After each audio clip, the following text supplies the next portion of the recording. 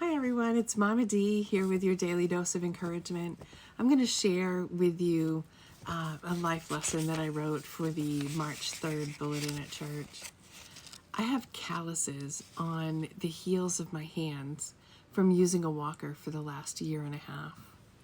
In the beginning, I had splits and friction burns on my hands that made it really difficult and painful to get around. Over time, the calluses hardened and my palms became less sensitive.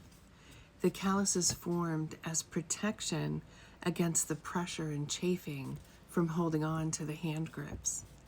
Every so often now, I have to soak my hands so that it will soften the calluses, and then I use an abrasive to remove a lot of the layers so that they don't crack and split, causing even more issues.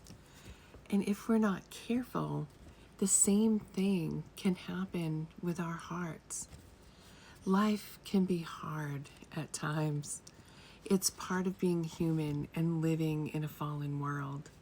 I haven't met anyone yet who hasn't had some kind of trauma, loss, or betrayal at some point in their lives. There's no escaping it.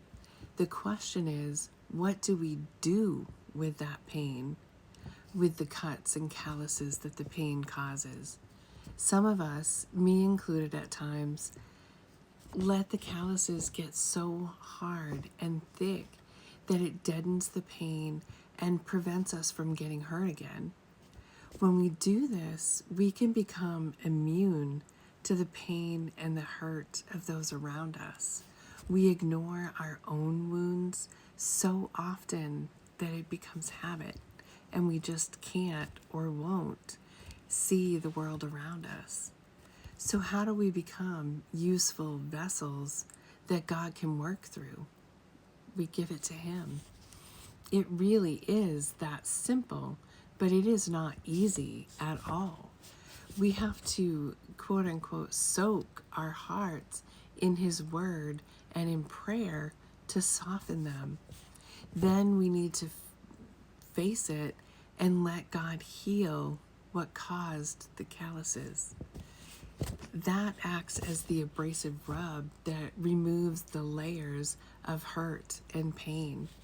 The good news is that even though it's a painful process sometimes, God loves us enough to be there for us, holding our hand and comforting us every step of the way.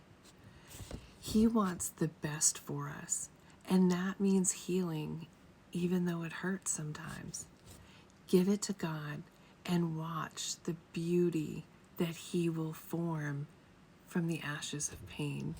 And remember, there's enough ugly in the world. Choose Jesus.